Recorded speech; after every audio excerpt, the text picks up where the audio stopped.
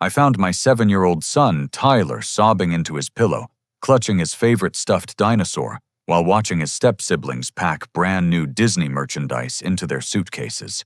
My mother, Angela, and her husband, Harold, had just announced a $1,000 family vacation to Disney World that included everyone except Tyler. When I asked why my son was excluded, Harold looked me straight in the eye and said those words that shattered everything I thought I knew about our family. Step-grandkids don't count for real family traditions, he declared, because there simply wasn't enough room for outsiders on trips, meant for blood relatives only.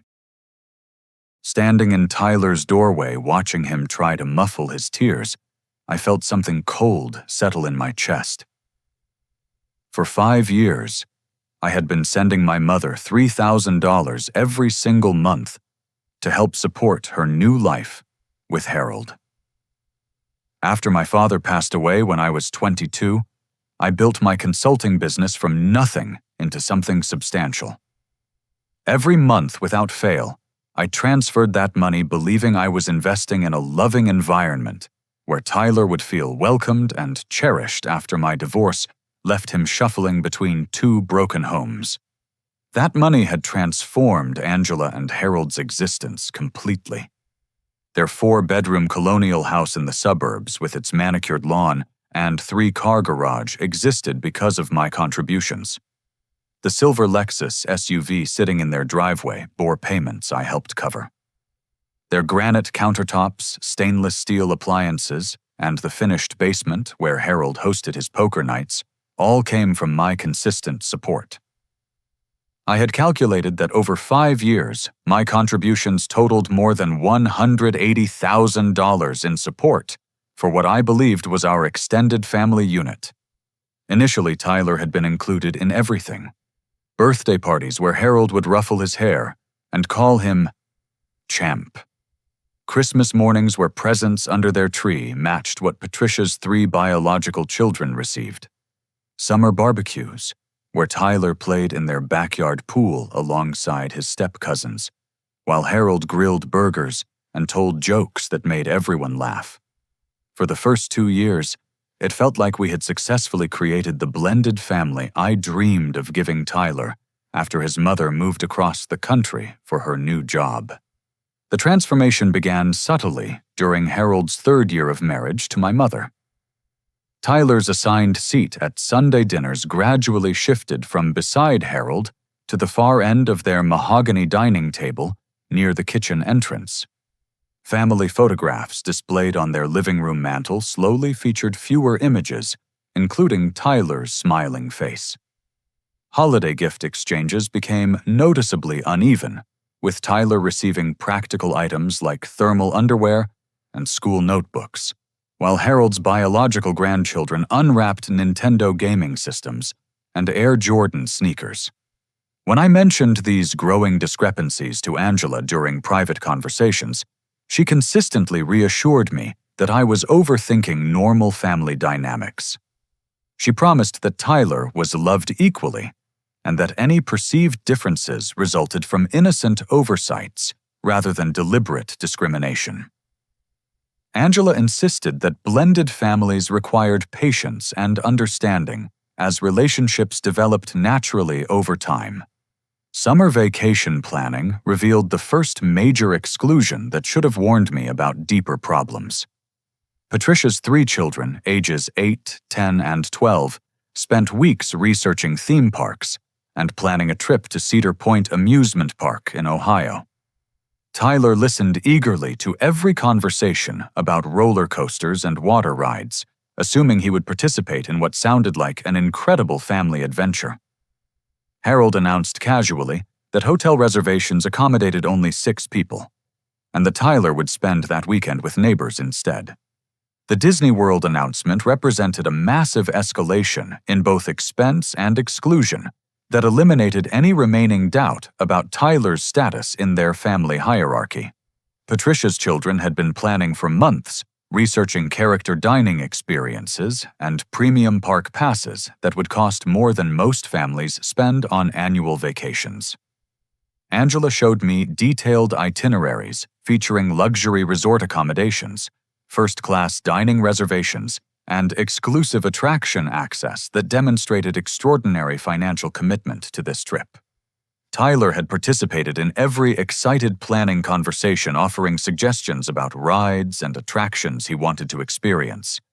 He drew pictures of himself meeting Mickey Mouse and riding Space Mountain, while his step-cousins discussed matching family t-shirts and coordinated outfits for their magical week together. The announcement that 7 people exceeded accommodation limits and Tyler would remain home with neighbors crushed his innocent expectations completely.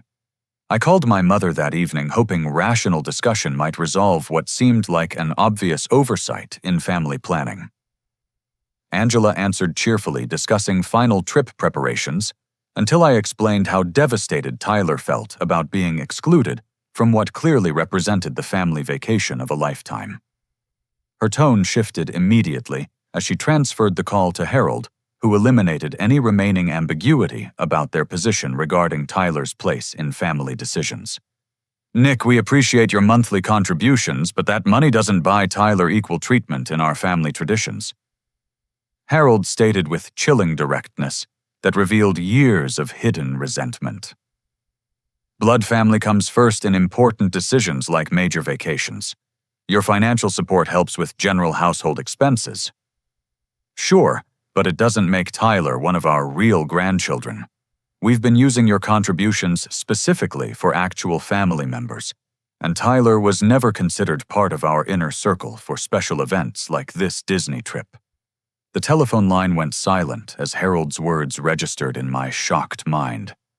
5 years of believing my financial support was building Tyler's secure place in a loving extended family crumbled in 30 seconds of brutal honesty. Harold had confirmed that my son was nothing more than a tolerated outsider whose presence they endured in exchange for my monthly payments. Tyler's exclusion wasn't an oversight or accommodation issue requiring creative solutions. It was deliberate discrimination funded by the very money I sent, believing it would prevent exactly this kind of heartbreaking treatment. Harold continued explaining their perspective with matter-of-fact cruelty that revealed how thoroughly they had compartmentalized our financial relationship from any genuine family obligations. "Your money helps Angela maintain this house and lifestyle, which benefits everyone including Tyler when he visits. But major family experiences like Disney World are reserved for children who share our actual blood connections. Tyler gets plenty of benefits from living in a nice neighborhood and having access to our pool and game room when he stays here."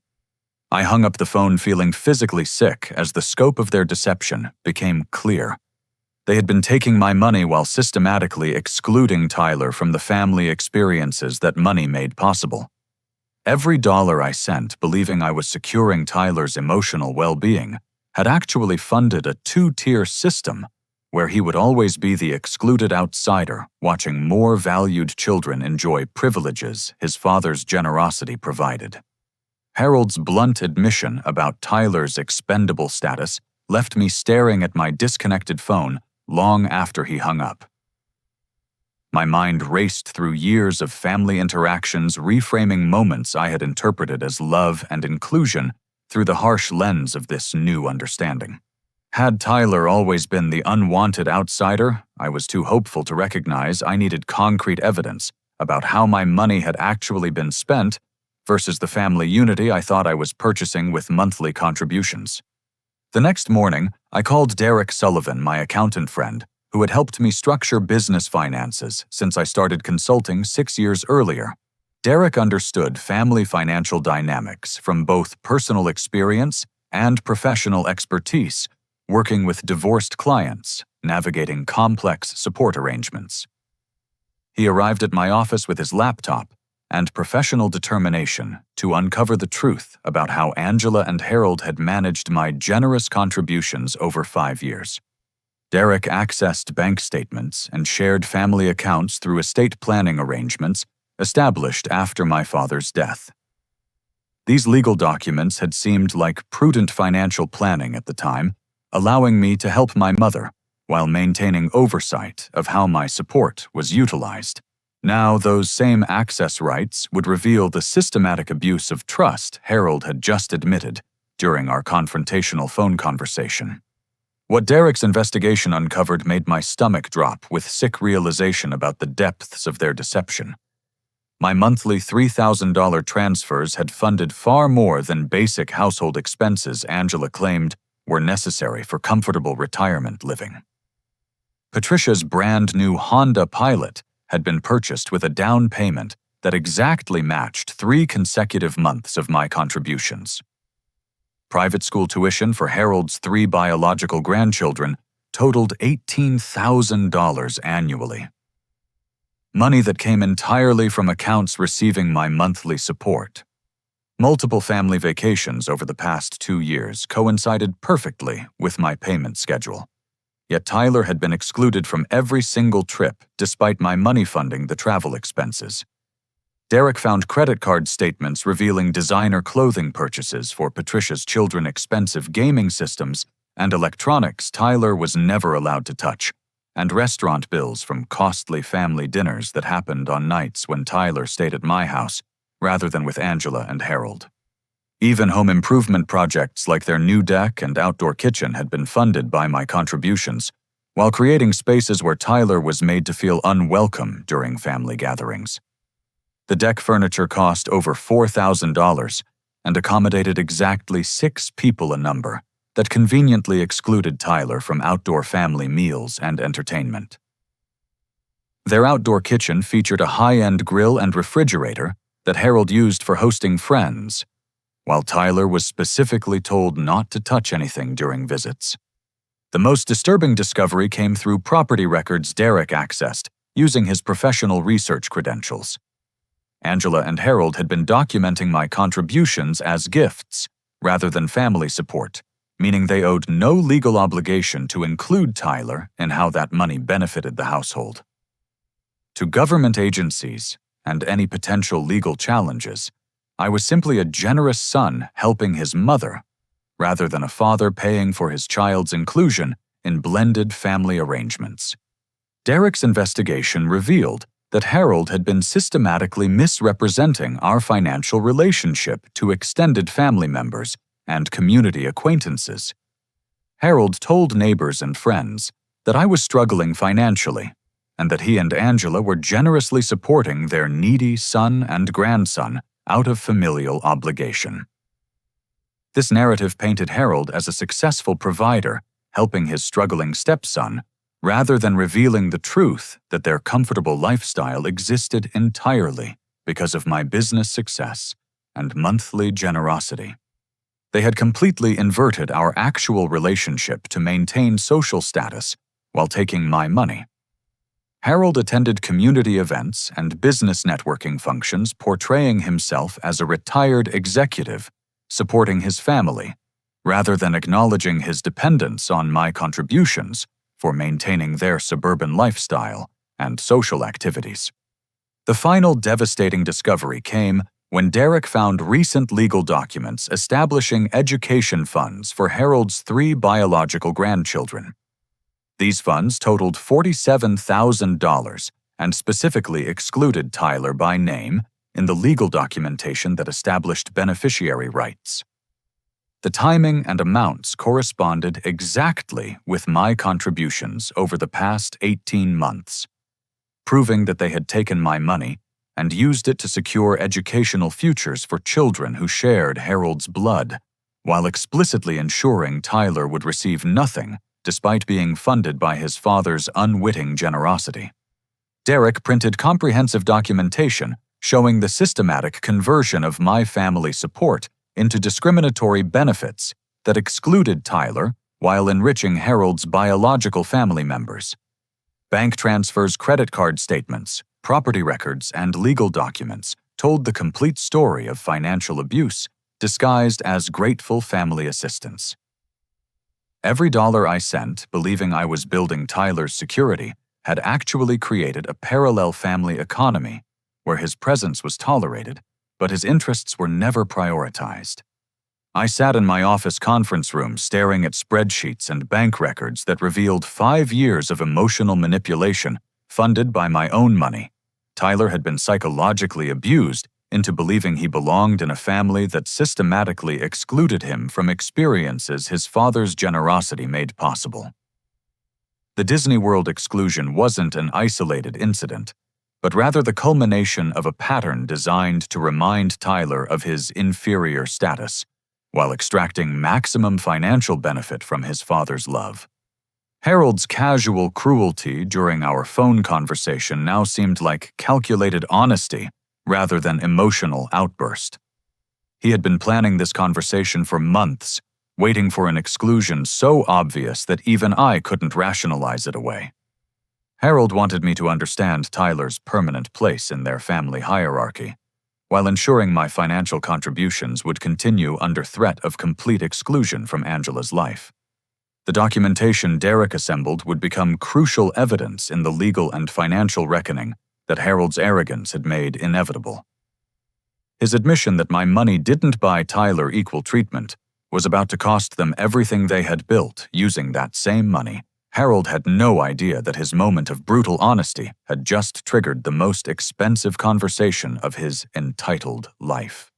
I spent 3 careful days planning my approach before calling Angela to arrange what I described as a family meeting to discuss Tyler's upcoming 8th birthday celebration and future family planning. My strategy required professional witnesses and comprehensive documentation. So I asked Derek to accompany me as a financial advisor, reviewing family expenditures for tax planning purposes. Angela seemed genuinely delighted by this attention to Tyler's birthday and suggested we meet at their house Sunday afternoon, when Harold would be home from his weekly golf game with retired friends. Derek and I arrived with matching professional portfolios containing printed bank statements, transaction histories, property records, and legal documents organized chronologically to tell the complete story of financial abuse spanning 5 years. Angela greeted us warmly at their front door, offering coffee and homemade cookies, while commenting on how wonderful it was to see Nick taking such thorough interest in family financial planning for Tyler's future security. Harold emerged from their master bedroom wearing expensive golf attire that my money had purchased, extending his hand for confident masculine handshakes that demonstrated his assumption of continued authority over family decisions affecting Tyler. His relaxed demeanor suggested complete confidence that this meeting would affirm their established pattern of taking my money while maintaining control over how family benefits were distributed among children they considered worthy.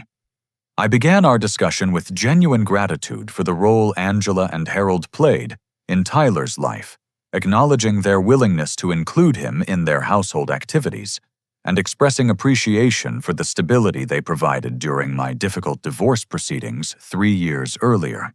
This positive opening seemed to reinforce their expectations about continued financial support, while I prepared to reveal documentation that would shatter their comfortable assumptions completely. Derek professionally presented our financial analysis, spreading printed statements across their dining room table to show every monthly transfer alongside corresponding expenditures that systematically excluded Tyler from family activities funded by those exact contributions. Angela's face grew pale as the undeniable pattern emerged, while Harold maintained defensive composure, clearly recognizing that his honesty during our previous phone conversation had created this uncomfortable accounting of their discriminatory spending habits. I honestly never realized how the money was being allocated among different family activities, Angela whispered with apparent shock as Derek's research revealed the systematic exclusion his documentation proved. I love Tyler like my own biological grandson. This pattern wasn't intentional discrimination against Nick's son. Harold's immediate response revealed his true character and eliminated any doubt about his long-term intentions regarding Tyler's place in their family structure. Instead of acknowledging the obvious unfairness, Derek's evidence demonstrated Harold doubled down with aggressive justification that made his discriminatory attitudes absolutely clear to everyone present. Nick, you're being completely manipulative by tracking our household expenses like some kind of controlling accountant, auditing our personal spending decisions," Harold declared, while standing to pace their living room with agitated energy. "This is exactly how blended families work in the real world outside your idealistic expectations. Your monthly contributions don't automatically entitle Tyler to equal treatment with our biological grandchildren, because family loyalty isn't something money can purchase from people who understand actual blood relationships." Harold continued his defensive explanation with increasing aggression that revealed years of resentment about my financial support and expectations about Tyler's inclusion. "You're trying to buy your son a place in our family that he hasn't earned through genuine blood connections. Tyler gets plenty of benefits from living in a nice neighborhood when he visits, and having access to our swimming pool and game room equipment that your money helps maintain." The confrontation escalated dramatically when Patricia arrived unexpectedly with her 3 children returning from shopping for their upcoming spring break trip to Europe, another expensive family vacation funded partially by my contributions, while Tyler remained excluded from international travel opportunities. The children immediately began discussing designer luggage and luxury travel plans that my money was financing, while Tyler stayed home with babysitters during family adventures. Patricia's children excitedly displayed new clothes and travel accessories purchased for their European adventure, chattering about first-class flights and hotel accommodations that demonstrated the extraordinary expenses Harold was willing to incur for children who shared his biological connections. Their innocent enthusiasm provided perfect context for the financial abuse Derek's documentation had exposed, showing how my money enabled luxury experiences that deliberately excluded Tyler from family memories being created with his father's financial support. Tyler had been quietly building with blocks in the corner of their living room, but the raised adult voices and obvious tension drew his concerned attention. My heart broke, watching my 7-year-old son try to understand why everyone seemed angry, while adults argued about money and fairness and treatment he couldn't fully comprehend at his age. "Daddy, why is everyone mad about me costing too much money?" Tyler asked, with innocent directness that silenced the room completely and forced everyone to confront the cruelty of discussing his worth in financial terms. "Did I do something wrong that makes me too expensive for the family?" Patricia looked genuinely confused as she realized this meeting wasn't about birthday party planning, but rather a serious confrontation about financial arrangements she hadn't understood. Harold's defensive anger intensified as he felt cornered by documentation he couldn't dispute and challenged by professional witnesses he hadn't expected to face during what he assumed would be a routine family discussion. In his mounting frustration and desire to regain control of the conversation, Harold made a revelation that changed everything about our relationship and demonstrated the depths of his entitled expectations about my continued financial support, despite Tyler's systematic exclusion. "Since we're apparently discussing complete financial transparency today, Nick, Angela, and I were actually planning to ask you for an additional $5,000 to help with an important family emergency that requires immediate attention," Harold announced with entitled confidence that shocked everyone present. "We found the perfect vacation property investment in Florida and need assistance with the down payment to secure this opportunity before someone else purchases it." Derek immediately requested specific details about this property purchase, while I struggled to process Harold's incredible audacity in requesting additional money after admitting that my current contributions funded systematic discrimination against Tyler. Harold proudly retrieved property documents he had already signed, eager to demonstrate the sophisticated real estate investment opportunity he expected me to help finance for their family's long-term benefit. The legal documents Harold presented revealed everything I needed to understand about their permanent intentions regarding Tyler's place in family planning.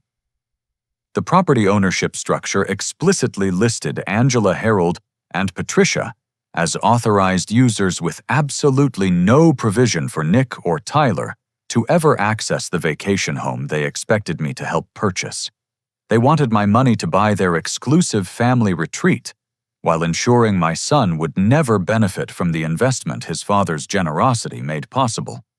The Florida condominium deed included specific language restricting usage rights to immediate family members defined as Angela Harold Patricia and Patricia's 3 children. Tyler was deliberately excluded by name from a property they expected his father to help finance, demonstrating that Harold's discriminatory treatment represented permanent family policy rather than temporary oversight that could be corrected through discussion and understanding. I departed their house maintaining professional composure, while my mind raced through legal and financial strategies to protect Tyler from continued emotional abuse, disguised as family inclusion. Derek and I spent the drive back to my office discussing immediate steps to document everything we had witnessed, while the confrontation remained fresh in our memories, and Harold's admissions were clearly recalled. The voice recording application on my smartphone had captured Harold's explicit statements about the vacation property and his unambiguous declarations about Tyler's permanently excluded status in their family hierarchy. Monday morning brought decisive action as I contacted Jennifer Walsh, the family law attorney who had skillfully handled my divorce proceedings 3 years earlier. Jennifer's expertise in family dynamics and child protection made her the ideal advocate for navigating the legal complexities of Tyler's situation. She reviewed Derek's comprehensive financial documentation alongside the property records Harold had inadvertently revealed during our Sunday confrontation, immediately recognizing the systematic pattern of emotional abuse disguised as family generosity. The deliberate exclusion you've documented could constitute psychological abuse in family court proceedings, Jennifer explained during our detailed consultation in her downtown office. Tyler's emotional well-being is being systematically damaged by calculated discrimination funded by his father's financial generosity. We need to establish clear, protective boundaries immediately and create documented evidence of the positive changes in his psychological health once he's removed from this toxic family environment. Jennifer also connected me with Dr. Sarah Martinez, a licensed family therapist specializing in blended family dynamics and childhood emotional development issues. Dr. Martinez had extensive experience treating children who suffered psychological damage from discriminatory treatment within family structures that appeared loving from external perspectives but created internal hierarchies that damaged young self-esteem and social development. Tyler has been experiencing systematic rejection disguised as conditional inclusion, Dr. Martinez explained after reviewing my detailed documentation of Tyler's treatment alongside recordings of Harold's explicit statements about blood family priorities. The financial dependency his grandparents maintain on you creates a particularly cruel dynamic where Tyler's presence is tolerated for economic reasons rather than genuine affection. This teaches children they must earn love through their parents' financial contributions rather than being valued for their inherent worth as human beings. Dr. Martinez recommended immediate removal from situations where Tyler witnessed preferential treatment of other children while his own needs and interests were systematically ignored or minimized. She emphasized that continued exposure to Harold's discriminatory behavior would create lasting damage to Tyler's self-worth and ability to form healthy relationships throughout his adult life.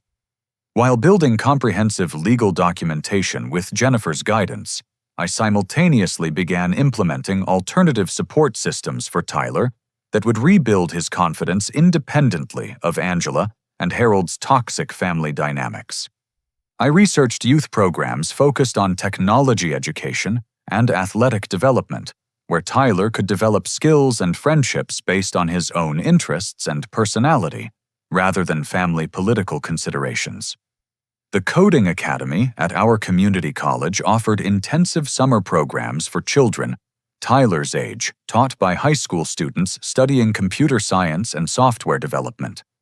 The 6-week program cost $400, including materials and individual instruction money I could easily afford by redirecting a small portion of what I had been sending Angela monthly. Tyler had always demonstrated natural curiosity about how video games and websites functioned, asking detailed questions about programming logic and interface design that revealed analytical thinking abilities.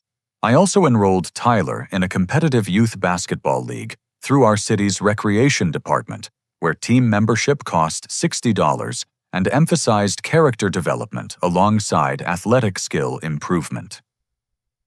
The program philosophy prioritized effort and teamwork over winning exactly the positive male mentorship Tyler needed after witnessing Harold's manipulative and entitled behavior patterns.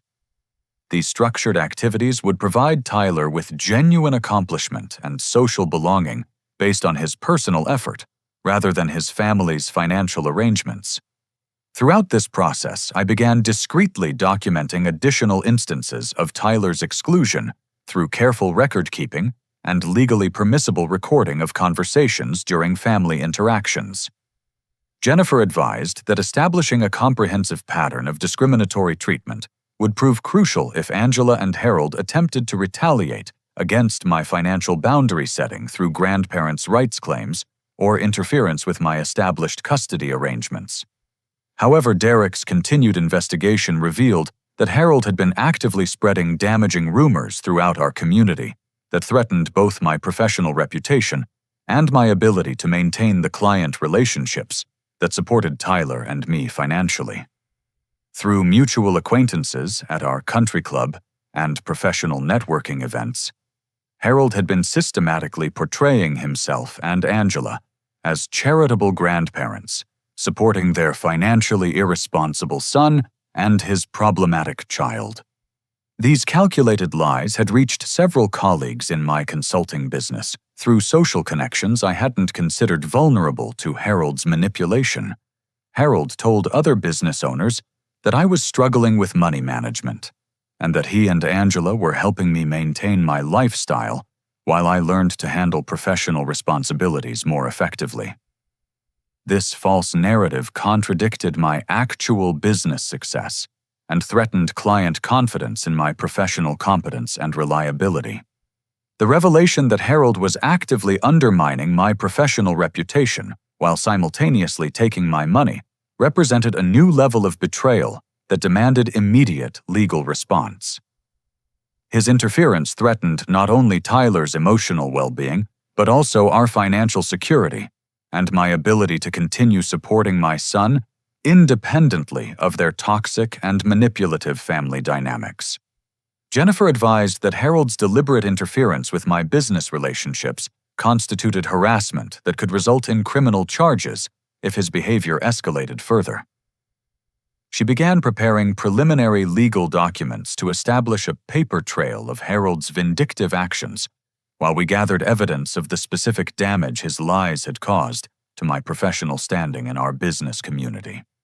Tyler remained unaware of the adult conflicts swirling around our family situation, but I noticed positive changes in his behavior and confidence as I began prioritizing his individual interests over maintaining artificial peace with Angela and Harold.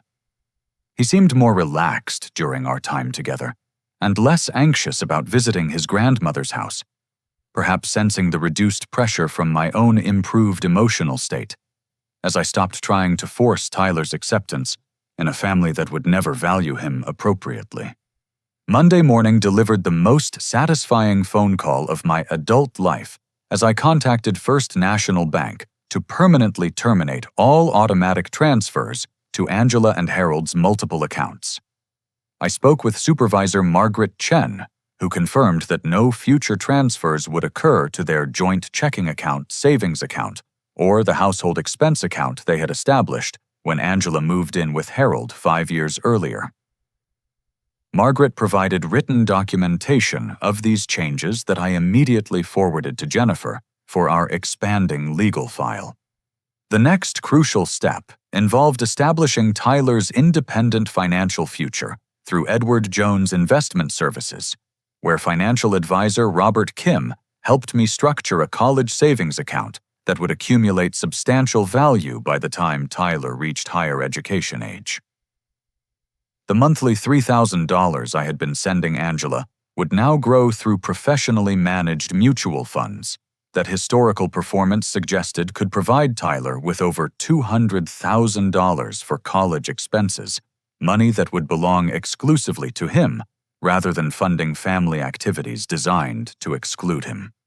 Derek assisted with calculating the immediate impact my financial withdrawal would have on Angela and Harold's carefully structured lifestyle. Their mortgage payment of $2,200 monthly had been arranged around my contributions when they purchased their current house 4 years earlier. Combined car loans totaling $800 monthly for Harold's pickup truck and the Lexus SUV represented additional obligations they could meet only because my money covered their primary housing expenses and utilities.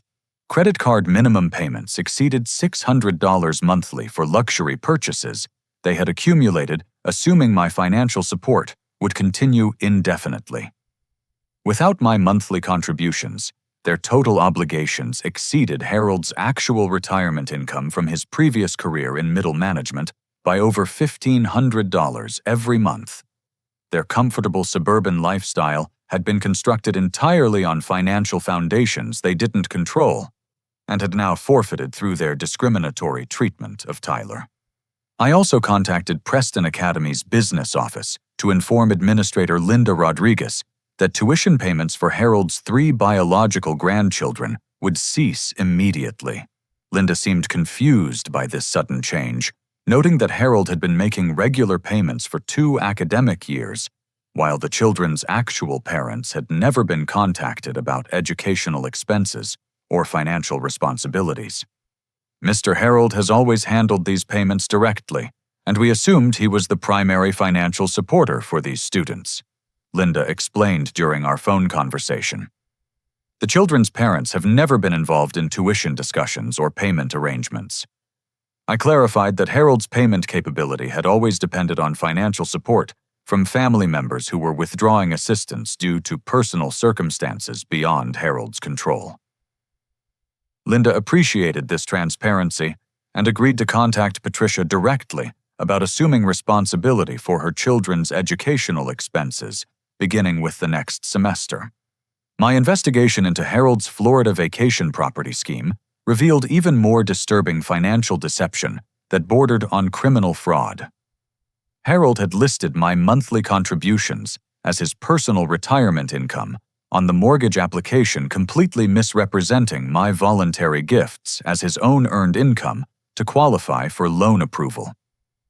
This fraudulent documentation enabled him to secure financing he could never afford based on his actual financial resources. I contacted mortgage broker David Park, who had processed Harold's application, to inform him that Harold's stated income was based entirely on financial support that was ending immediately.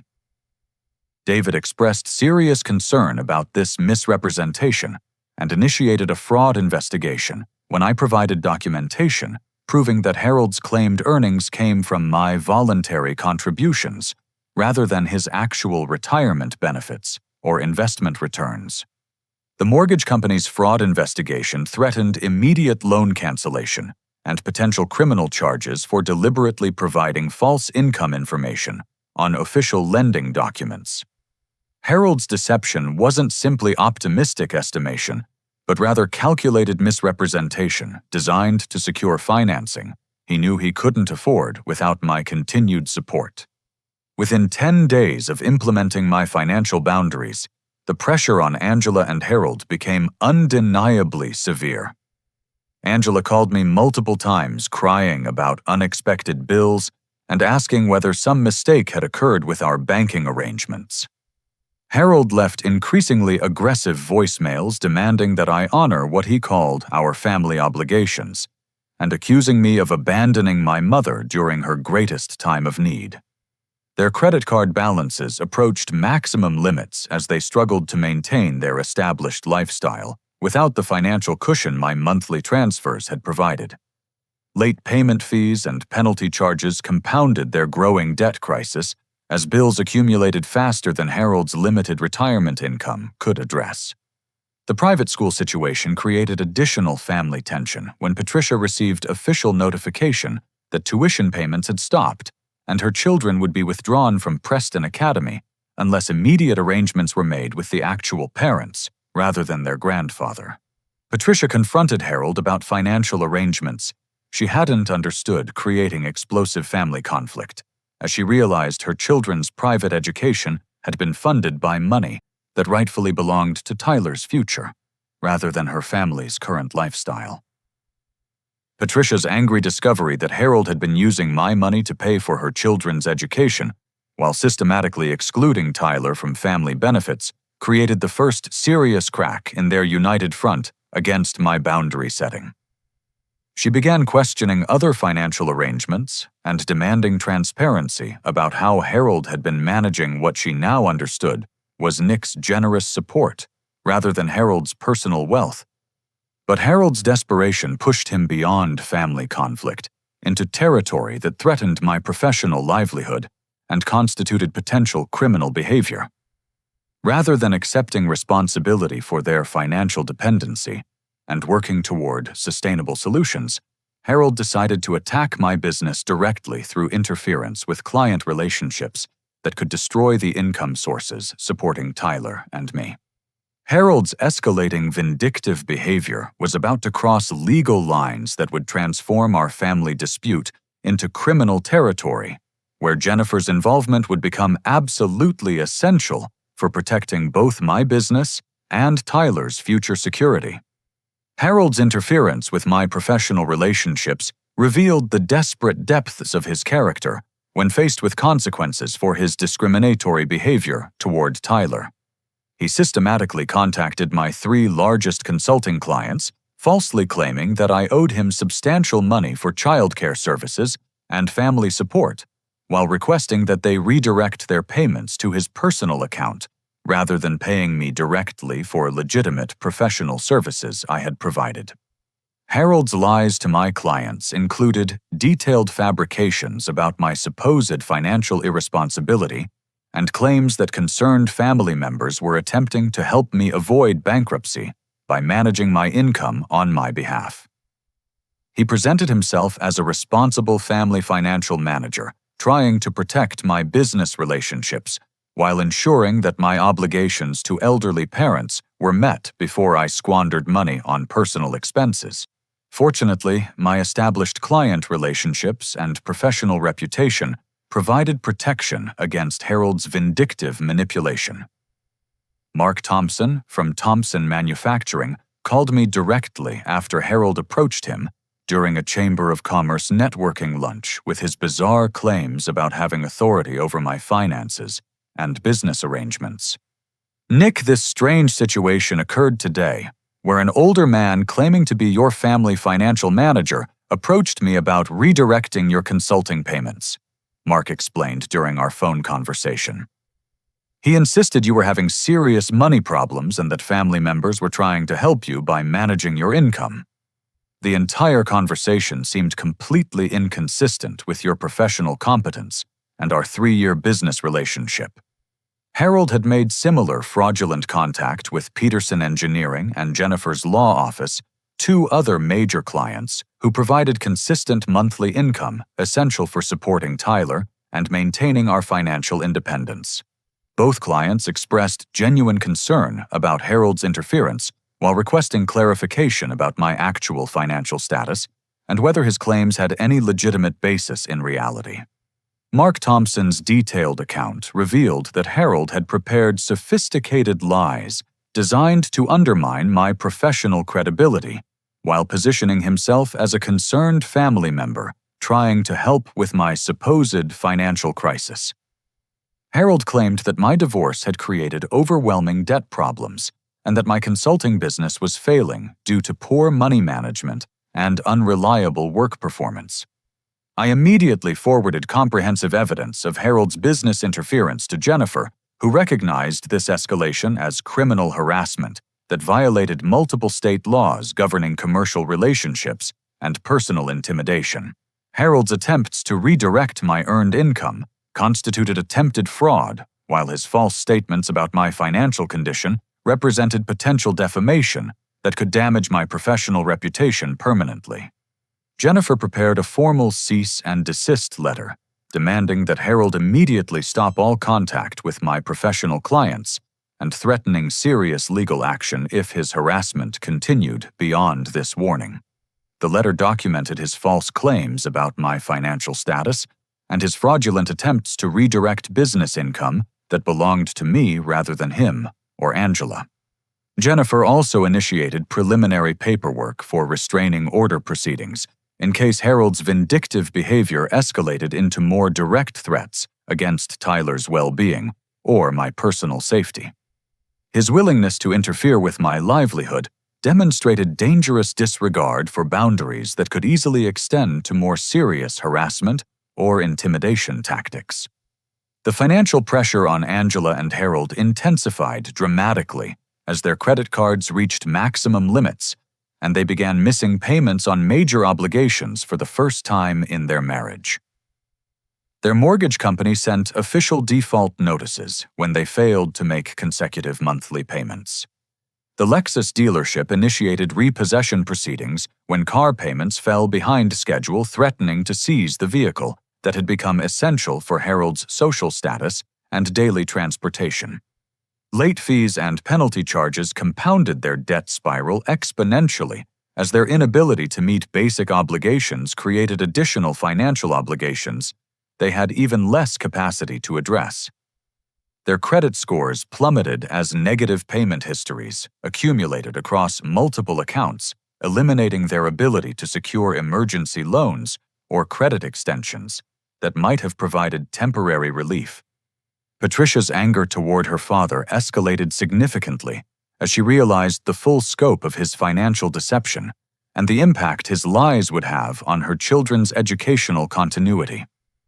She had trusted Harold's claims about being financially capable of supporting her children's private school education, never understanding that their tuition was funded by money that could have secured Tyler's college future. Instead, Patricia faced the immediate choice between transferring her children to public school mid-semester or assuming educational expenses she couldn't afford on her salary as a dental hygienist. The private school's inflexible payment policies meant that partial payment arrangements weren't available, forcing difficult decisions about her children's academic continuity during an already stressful family crisis. Angela and Harold's marriage faced severe strain as the financial crisis exposed fundamental deceptions Harold had maintained about their economic security and long-term planning. Angela hadn't understood the extent of their dependency on my contributions or Harold's systematic lies about their financial position to mortgage companies, social acquaintances, and even Angela herself about their actual economic circumstances.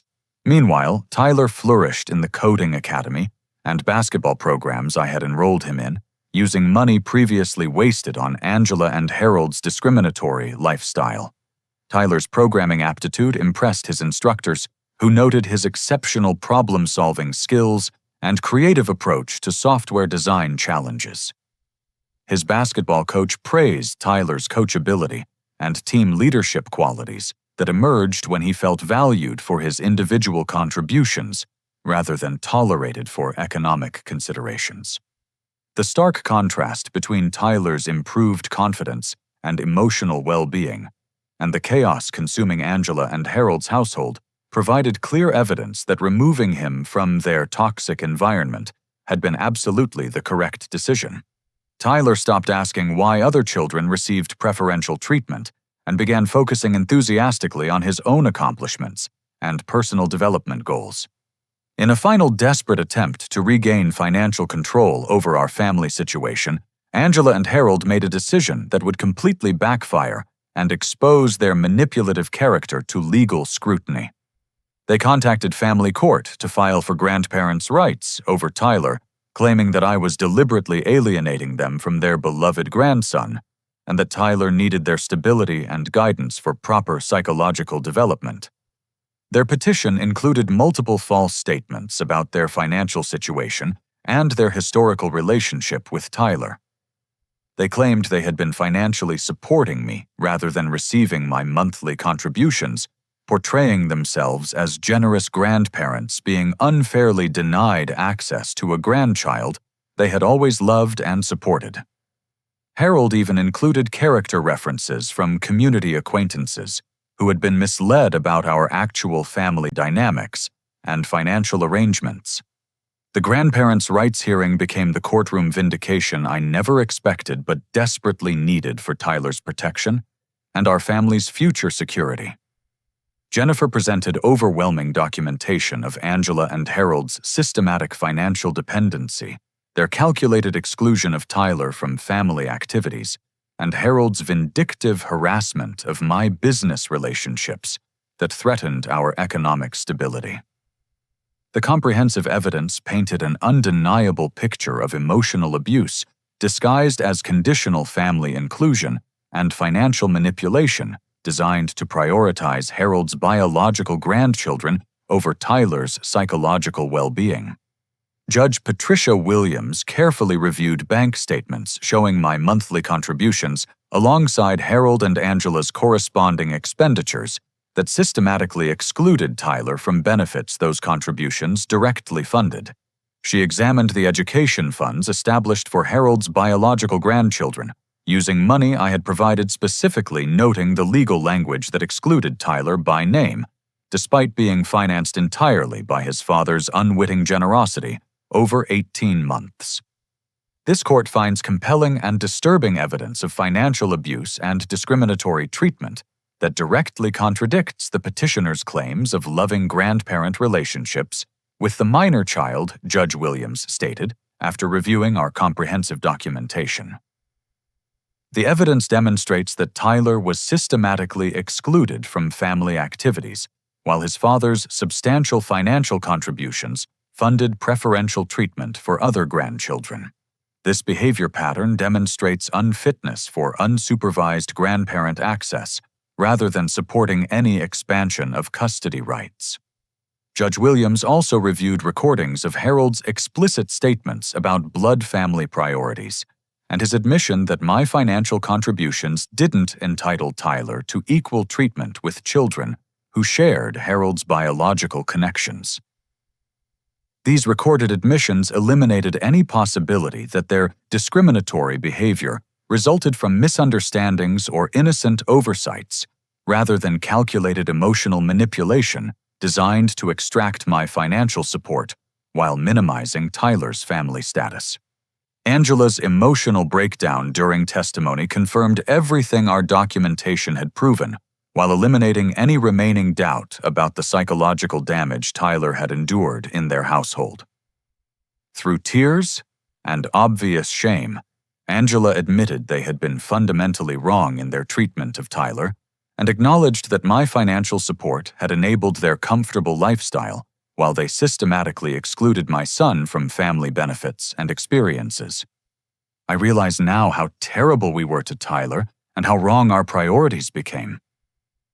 Angela sobbed before Judge Williams, while Patricia and Harold sat in stunned silence.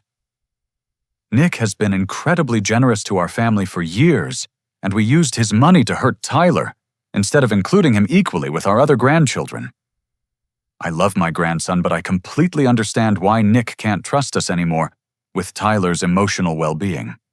Angela's testimony revealed that she hadn't fully understood Harold's systematic manipulation of family finances or his deliberate creation of a two-tier system that prioritized his biological grandchildren while tolerating Tyler as an economic necessity. Her genuine remorse contrasted sharply with Harold's continued defensive justification of his discriminatory behavior and entitled expectations about my financial support. Harold faced potential criminal charges when the court learned about his mortgage fraud and systematic interference with my business relationships. The prosecutor reviewed evidence of his false income statements to mortgage companies and his attempts to redirect my client payments through fraudulent claims about financial authority he didn't possess. Harold's vindictive behavior had escalated from family conflict into criminal territory that could result in felony charges and potential imprisonment. Judge Williams granted our request for supervised visitation only contingent upon Angela and Harold completing extensive family counseling and demonstrating genuine behavioral changes over a minimum 6-month probationary period. She also issued a protective order prohibiting any financial discussions or requests during supervised visits, protecting Tyler from further economic manipulation or emotional pressure about family relationships. The court's decision provided Tyler with legal protection while establishing clear consequences for Angela and Harold's discriminatory treatment. Judge Williams emphasized that grandparent rights existed to protect children's well-being, rather than enabling continued emotional abuse by relatives who prioritized some grandchildren over others based on biological relationships. 6 months following the court decision, Tyler had transformed into a confident, emotionally healthy child who thrived in activities chosen specifically for his interests and developmental needs, rather than family political considerations. His coding skills progressed remarkably under dedicated instruction, leading to his creation of simple games and interactive websites that impressed teachers and classmates with their creativity and technical sophistication. Tyler's basketball team won their division championship, with Tyler contributing crucial assists and defensive plays that coaches highlighted for demonstrating exceptional team spirit and strategic thinking abilities. His teammates elected Tyler as team captain for the following season, recognizing leadership qualities that flourished when he felt genuinely valued for his individual contributions rather than tolerated for economic reasons. The monthly $3,000 I had previously sent to Angela and Harold grew substantially in Tyler's professionally managed college fund, accumulating over $28,000 during 6 months of proper investment strategies. This money belonged entirely to Tyler's educational future, rather than funding family activities designed to exclude him from meaningful participation and emotional connection. Angela eventually divorced Harold after recognizing how his manipulative behavior and discriminatory attitudes had damaged her relationship with her son and grandson beyond immediate repair. She moved into a modest apartment and began working part-time at a local medical office to support herself independently without relying on anyone else's financial contributions or expecting continued support from family members. Angela's supervised visits with Tyler focused entirely on his individual interests and accomplishments, without discussing past family conflicts or financial arrangements. She demonstrated genuine effort to rebuild their relationship based on Tyler's needs and preferences rather than adult expectations or obligations. Tyler enjoyed showing Angela his coding projects and basketball achievements, while maintaining appropriate emotional boundaries that protected his psychological well-being. Harold faced bankruptcy proceedings when his mortgage fraud investigation resulted in immediate loan cancellation and substantial criminal penalties. Unable to maintain payments on their house without my financial support or qualify for alternative financing due to his fraudulent application, Harold lost everything and eventually relocated to another state to escape continuing legal consequences and community awareness of his criminal behavior. Harold's departure eliminated the primary source of toxicity and discrimination from our family situation, while allowing Angela the opportunity to rebuild her relationship with Tyler based on genuine affection rather than financial arrangements or Harold's prejudiced attitudes about blood family priorities. Patricia initially struggled with her children's transition from prestigious private school to public education, but eventually discovered that this change benefited their character development and social awareness significantly. Without Harold's entitled influence and expectations about preferential treatment, Patricia's children learned to value educational opportunities and develop appreciation for achievements earned through personal effort rather than family financial advantages. Patricia also apologized to me privately for not recognizing how my generous financial contributions had funded her children's privileges, while Tyler was systematically excluded from equal family benefits. She expressed genuine remorse about the emotional damage Tyler had suffered and committed to ensuring her children understood the importance of treating all family members with equal respect, regardless of biological relationships. Tyler never asked about Harold after the court proceedings concluded, but he maintained cautiously positive contact with Angela during her supervised visits. Their relationship rebuilt gradually based on Angela's consistent demonstration of changed behavior and authentic interest in Tyler's activities, rather than family financial dynamics or adult conflicts about money and obligations. The most profound lesson that emerged from this painful experience involved recognizing that financial generosity without clear boundaries becomes enabling behavior that ultimately harms everyone involved, including the people receiving support.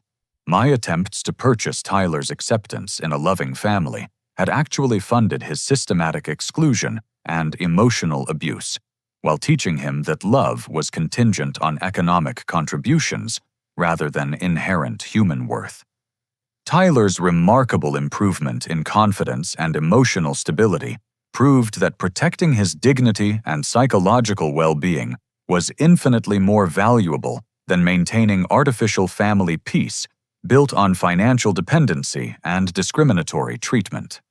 He learned that his personal value doesn't depend on others' approval or inclusion, but develops through his own character effort and genuine relationships with people who appreciate his individual qualities. I realized that my father would have been proud of the boundaries I established to protect Tyler from continued emotional manipulation and financial exploitation disguised as family love. Sometimes the most loving parental action requires saying no to people who claim they care while demonstrating through their behavior that economic benefits matter more than genuine relationships or children's emotional well-being. Tyler and I planned an incredible summer vacation to Washington, D.C. and New York City, using money that had previously subsidized Harold and Angela's comfortable lifestyle while funding Tyler's exclusion from family experiences. We visited Smithsonian museums, where Tyler marveled at technology exhibits and space exploration displays that inspired his growing interest in science and engineering careers.